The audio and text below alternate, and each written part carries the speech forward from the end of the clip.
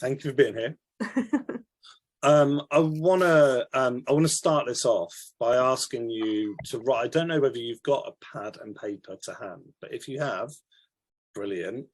Write it down. If you haven't, just kind of bank them in your head. And I want you to start down by writing down 2 questions for yourself. What's the coolest thing that could happen to you in your business in 2023? What's the coolest thing that could happen to you in your business in 2023? And then once you've written that one down, I want you to say to write down what's the coolest thing that could happen to you in your personal life in 2023. Now, it's almost certainly not possible to find the answers to those questions over the next few minutes, but I'd like you to write the questions down and then commit to thinking about them over the next few minutes, hours, days and weeks until you've come up with a solution. Don't worry about those dreams being too big, too hard, too expensive.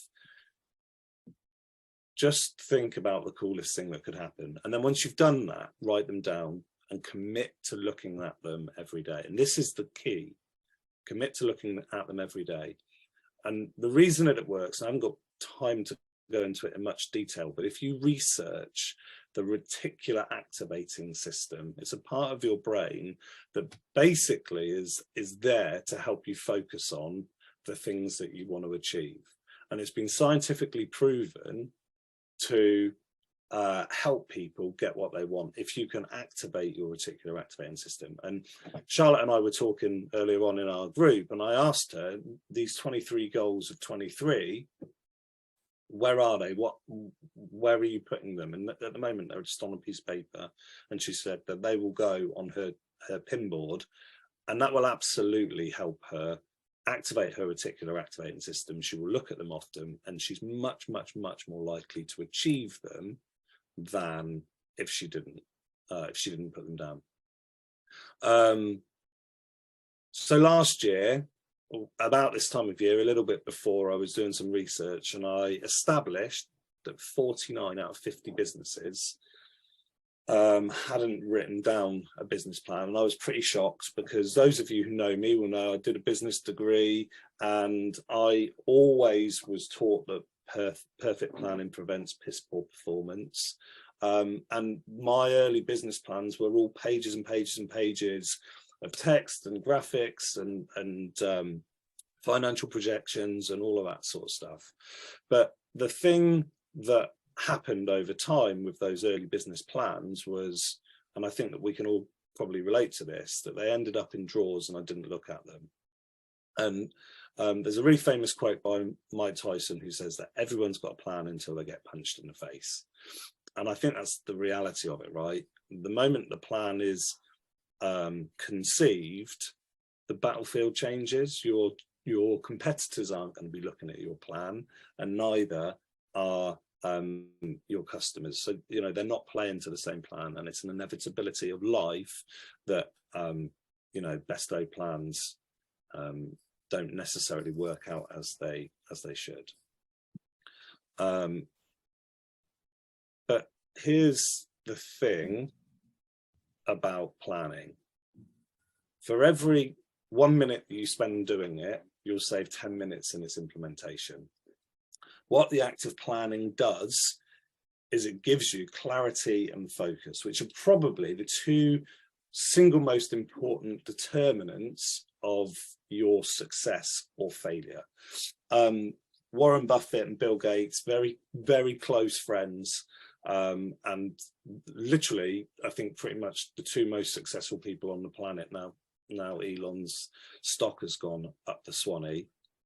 Were once asked what the #1 attribute to their success was, and both responded that it was their ability to focus on the task at hand without being distracted was the key. And spending time planning is really that kind of quadrant 2 success area that Stephen Covey called, you know, Stephen Covey would say in the 7 Habits of Highly Successful People, that it's the important but non-urgent stuff. So I would encourage you to do it. I no longer endorse mammoth business plans unless you're chasing funding or a sale, but I find that a relatively simple document can really help you get some clarity and focus.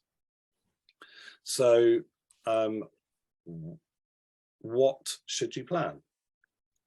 The next thing I'd like to do, if you've got a pad or a piece of paper, is to very quickly and roughly draw out this this sheet that I'm showing you. It's called the Circle of Life, and it's basically a bit of a life coaching tool that can help you identify where you are and where you'd like to be. And it's got 8 quadrants on it, as you can see. So it's health, personal finances, happiness, relationships, business, contribution, yada, yada, yada. I'm not going to read them all. I'd like you to write them down. And then as a separate activity, what I'd like you to do is take 2 different coloured pens and plot on a scale of 1 to 10 where you think you are now in health, personal finances, family, blah, blah, blah. And where you'd actually like to be. Now, if you've got a perfect life and everything's well balanced, that's amazing. You're going to have a really, really beautiful wheel or circle where it's kind of at the outer edges. But most often, we don't have all of the time that we need to devote an equal amount to the different areas of our lives. And actually, sometimes, you know, for some people, you might say that your contribution, your desire to contribute, or spirituality or your health isn't as important to you. But what I'd like you to do is do that as a separate exercise, because I think it's a really, really useful thing to kind of take stock of where you are and take stock of where you'd like to go. And then if we talk about writing a plan, I would encourage you to start with the areas where there are the biggest differences. So, how should you plan? So when I'm working with business owners at one-on-one, what we typically do is we start with a 5-year plan for the future. And essentially, if I'm honest, it's very much finger in the air. Where do we want to be? And it comes more from the lifestyle that they want to create for themselves, rather than, you know, arbitrary numbers for profit and turnover, etc., etc. It's more about, where do you want to go on holiday? What are the, you know, what house do you want to live in? Let's start there. Okay, how much is that going to cost? And then we work backwards from there. And, you know, that's literally a 1 sheet of paper that says, in 5 years' time, I'm going to be doing this, this, this. I'm going to have this, this, and this. My business is going to be doing this. It's not a detailed business plan. It's just a kind of flag in the sand to say, this is what I want. This is what I'm going for.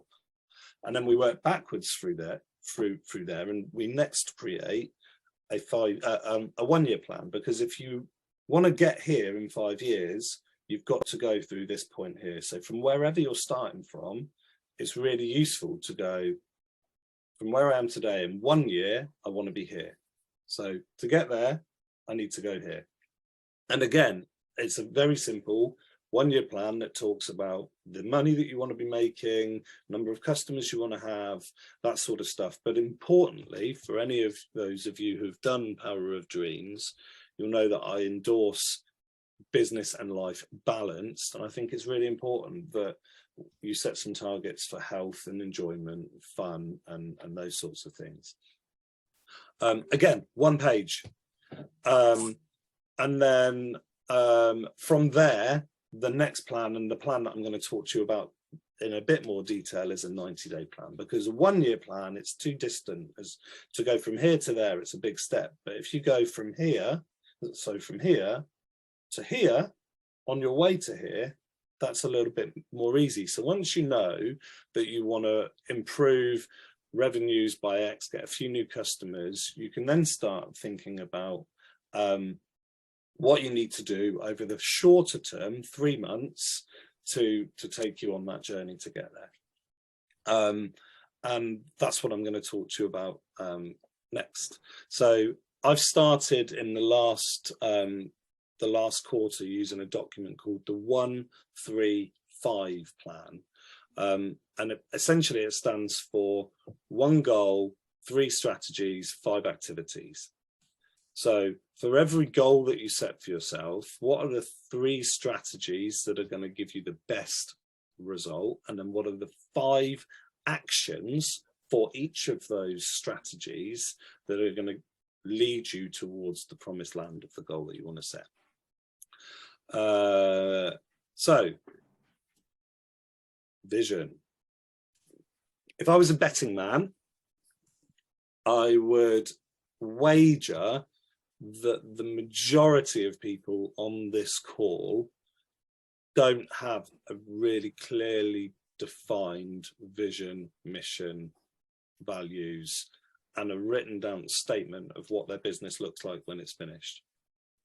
I think it's really important to have all of that stuff in your head and to reflect to it often, because what happens as a business grows, those that succeed are the ones that have the right people on the bus. Who was it? It was Peter who was talking about employing staff in the last segment, and what a challenge it's been. My assertion is that those businesses with the best culture, who are most clearly able to articulate what their culture is, where they're going, what they stand for, what they believe in, they're more likely to attract people to them, staff to them and customers to them, that believe what they believe. So I think it's a really important step to go through. So on the planning document, and Sarah can send out, or we can send out, sorry, this planning document I'm referring to any of you that want it. On the left-hand side of this 1-3-5 plan, you've got vision, mission, values, and what does the business look like when it's finished? And it comes straight out of the E-Myth by Michael Gerber, and it's a really, really powerful exercise. And I think why it works so well, or why it can work so well, is going back to that reticular activating system we talked about at the very beginning. The more you focus on the things that you want, the more likely you are to do the things that you need to do to get them. So we've got vision.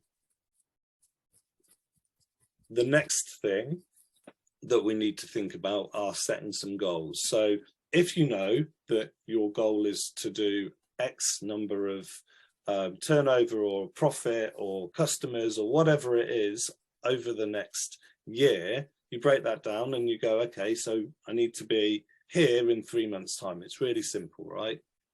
I heard Charlotte talking about SMART goals. They are that is the model that I use when I encourage people to set goals. I want a goal that I set to be specific, measurable, achievable, relevant to the bigger goal, and time bound.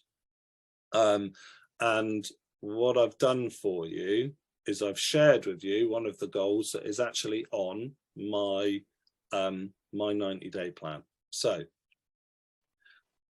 by the end of March 2023, we've signed up 27 new mastermind clients and started 3 groups. Bloody hell, that's a big goal, right? But it's written down, and you know, I've worked it through, and hopefully you'll see that as we go through, that there's some real thought that's gone into this, and hopefully, therefore, you know, you can all hold me to account in 3 months' time, and we'll see how we've got on. So set the goal. Does anyone want to comment on whether that's a good SMART goal?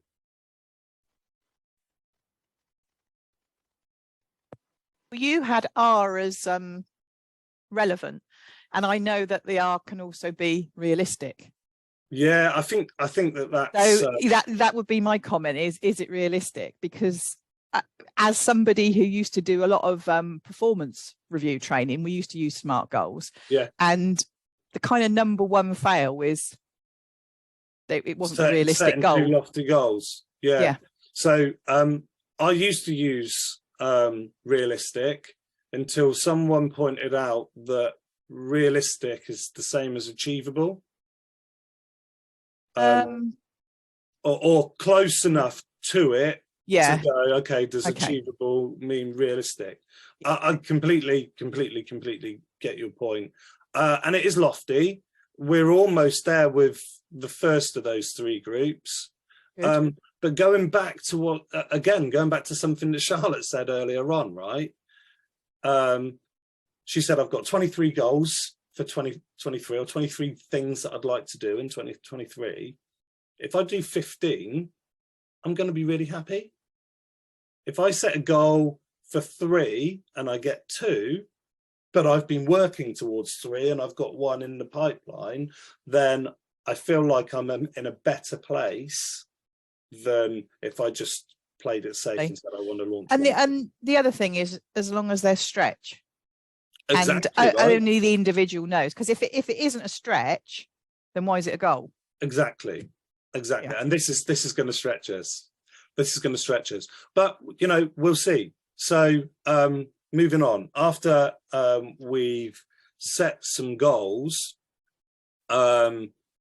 it's really important to think about all of the things that the strategies that you could use, because there are, you know, to get three mastermind groups, there are a range of strategies that we could use to help us achieve the goal.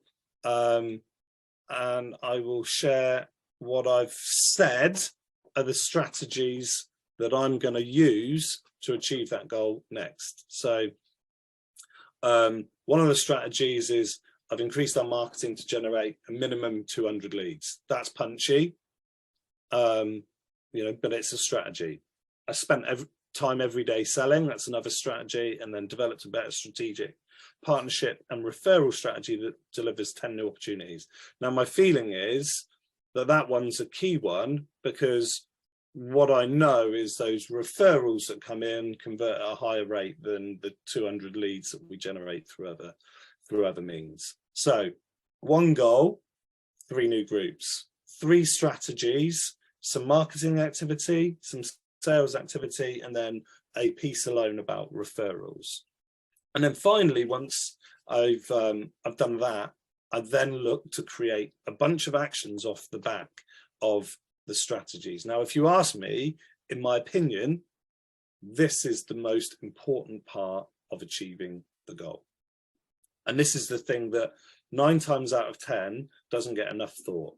So for each of those strategies, and this is going to get a little bit difficult to see potentially, but hopefully you can see it. So with regard to the increased marketing, so trial Facebook ads over 3 months.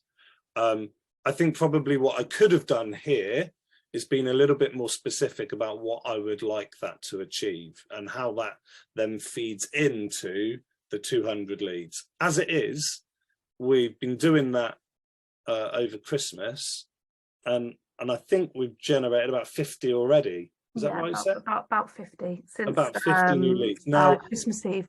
Not all of those are going to convert by any stretch, but you know, I set my intention. We're going to trial Facebook ads. We're going to spend some money on it and see what happens, and that's done.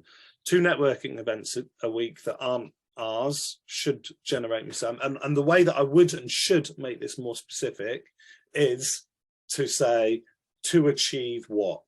Because at the moment, it just says I'm going to turn up to 2 networking events, but there isn't a kind of tangible outcome at the other end. So I could make it stronger, in my opinion.